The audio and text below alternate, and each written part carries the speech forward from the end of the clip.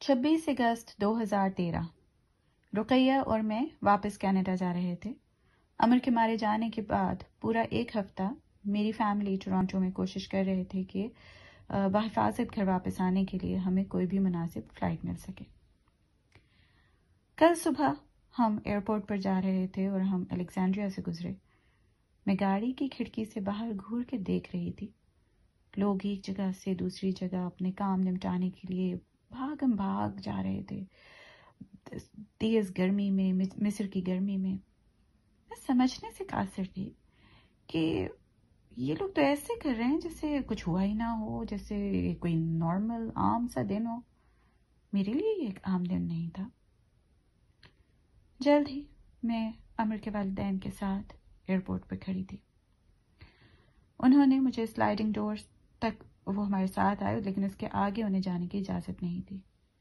میں الفاظ میں بیان نہیں کر سکتی جو دکھ میں نے ان کے چہروں پہ دیکھا جس وقت وہ ہمیں خدا حافظ کہہ رہے تھے۔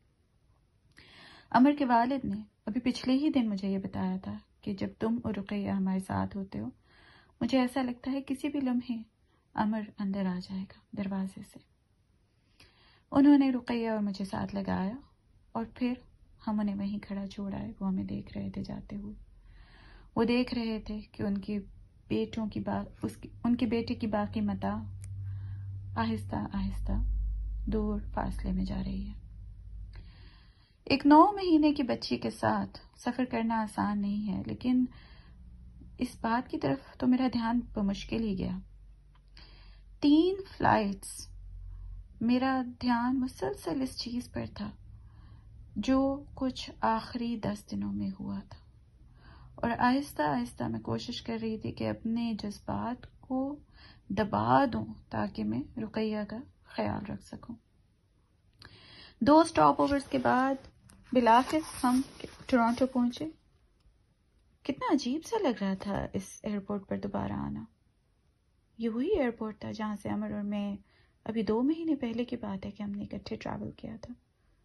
جب ہم گئے ہم 3 تھے، جب ہم واپس آئے ہم 2 ہیں۔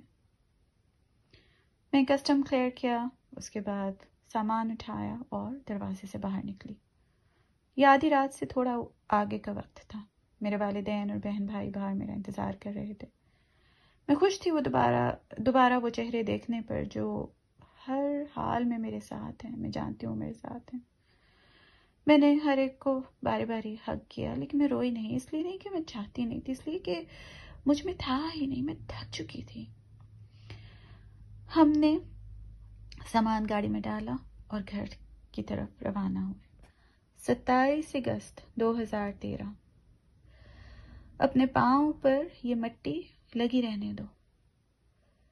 ریت کے یہ ذرات اپنے جوتوں سے مت جھاڑو، کیونکہ یہ قبرستان کی ریت ہے۔ یہ تمہارے جوتوں کے تلووں میں لائنوں میں اندر گھسی ہوئی ہے۔ اسی طریقے سے اداسی کو اپنے اندر جگہ بنا لینے دو۔ اسے ڈھونڈنے دو اپنے دل کے وہ حصے جہاں پر اس نے ابھی تک چھوا نہیں، کیونکہ وقت نہیں تھا وہاں۔ اسے اندر پوری طرح بسیرا کر لینے دو۔ اسے ایسے اندر چلے جانے دو، جذب ہونے دو کہ ایسے محسوس ہو کہ آج سے پہلے کبھی کوئی خوشی دیکھی ہی نہیں۔ ایک دفعہ یہ ہو جائے، اس کے بعد اسے جانے دو۔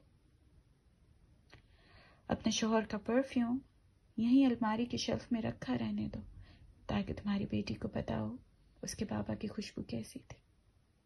اس کے جوتے یہیں باتھ روم کے باہر رہنے دو تاکہ تم ان میں وضو کر سکو۔ اس کا پاکٹ سائز قرآن پڑھا کرو۔ اس کے والیٹ میں دیکھا کرو اور یاد کرو وہ وقت جب اس نے ڈرائیورز لائسنس لیا، لائبریری کارڈ لیا۔ اس کا ویڈنگ بینڈ پہنا کرو، اس کی شادی کی انگوٹھی، اور مسکرایا کرو اس سوچ پر کہ ابھی کچھ ہی پہلے تم دونوں اکٹھے جا کے یہ رنگ خرید رہے تھے۔ اور دیکھا کرو ہلکے سنہری رنگ کا آدھا چاند آسمان میں، اور یقین رکھو کہ بہت جلد یہ آدھا چاند اپنے باقی آدھے سے ملے گا تاکہ اسے مکمل کر سکے۔ 30 اگست 2013 جب ہم کینیڈا میں تھے، عمر کوشش کر رہا تھا کہ ایک مناسب فل ٹائم جاب لے سکے.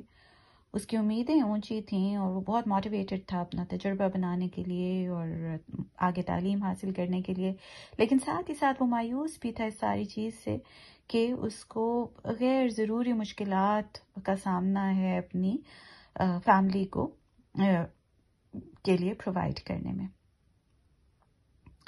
وہ نہیں جانتا تھا، لیکن میں نے ہمیشہ اس کے لیے ایک خاص دعا کی تھی. میں الفتاح سے دعا کرتی تھی کہ اس کے لیے کامیابی کے دروازے کھول دے، اور اس نے کھولا عمر کے لیے سب سے بڑا دروازہ جو اس کو آخرت کی سب سے بڑی کامیابی کی طرف لے کے جاتا ہے باذن اللہ.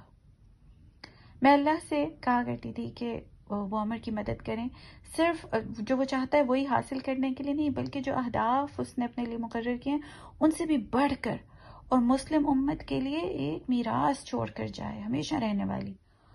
یقیناً اللہ نے جو عمر کی امیدیں تھیں اس سے بڑھ کر عمر کو دیا، اور میرے لیے اور میری بیٹی کے لیے، اور یقیناً مجھے امید ہے کہ باقیوں کے لیے بھی ایک بہترین میراث وہ چھوڑ کے گیا ہے.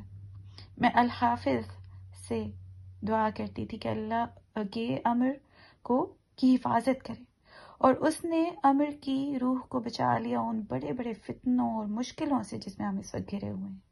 میں اللہ المجیب ہے جو جواب دیتا ہے. سورہ غافر کی آیت ہے، اور تمہارا رب کہتا ہے مجھے پکارو اور میں جواب دوں گا.